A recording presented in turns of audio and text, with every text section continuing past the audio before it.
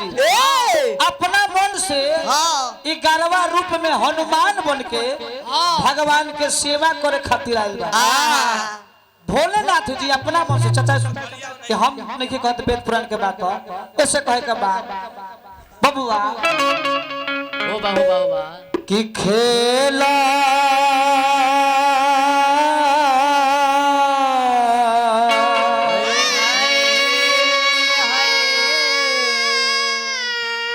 Sabira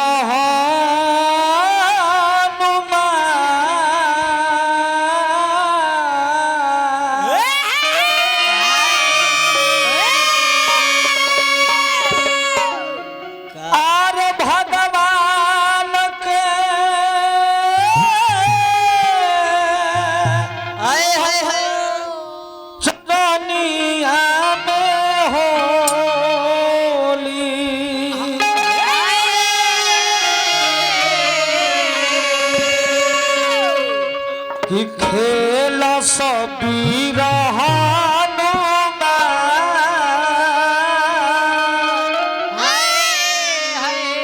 side हो जालो। पहले होली उठावे के लूर सीखा मनीषा जी। जितना तो हमरा के कहत रहे ए ब्यास जबकि भोजपुरी लाइन में हम तब से गावता नहीं जब से तोहर जलम छोड़ जाए जब से तार नाम निशान ना तनी साइड हो कि सीनियर मुखिया जी 2 साल के होके चाहे 10 साल के होके सीनियर होला जूनियर होला ब्यास हमरा के कहता है सुना न तारा जैसे हमर 35 गो चेला मार्केट में घुमता जनलू कि ना जनलू आ वही में कहते कई बोलतार के ना मार के भवा पूरब से पश्चिम कर देबे ऊ ही तवा तो बोलबे ना कहला जौन कहेला ओ सरवा के बोला कि खेला सबीरा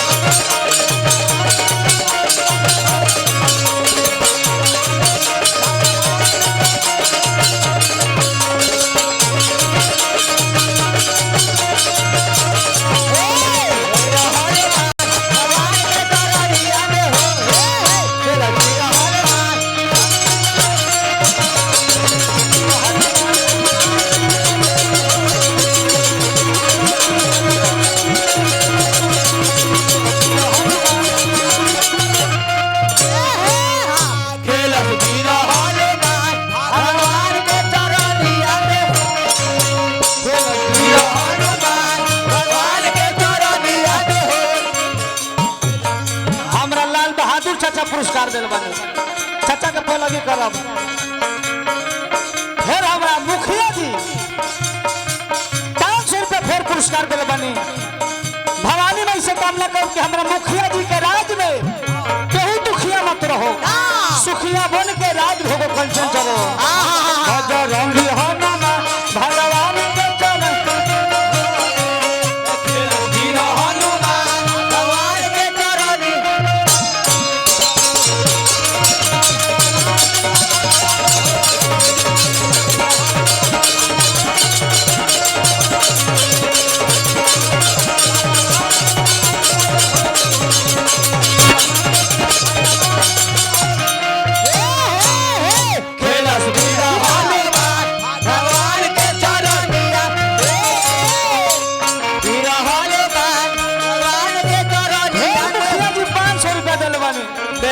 मेहनत बनी सा मुखिया जी के पलगी करब हार्दिक अभिनंदन में भगवान बना कर रखे बिरहा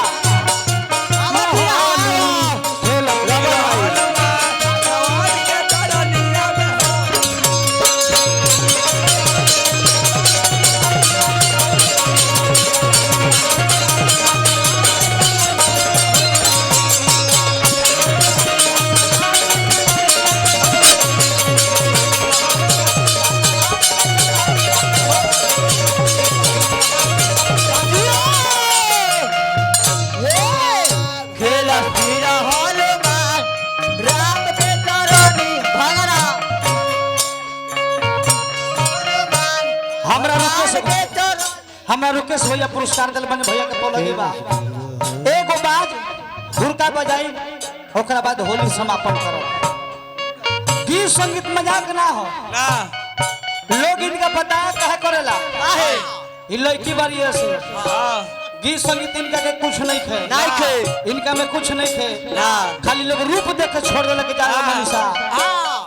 हम लोग का इनका रूप देख के हम छोड़ दे हां अगर जाने नहीं के तोहरा में मोह लागेला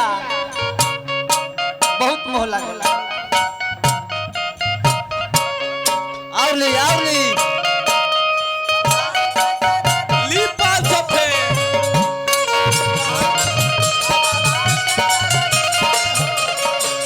फिर हमारा मुखिया जी 500 रुपया पुरस्कार दिल बानी हार्दिक अभिनंदन बा इनकर ऐसा बात रूप बुझाता कि पीनल हटे सूप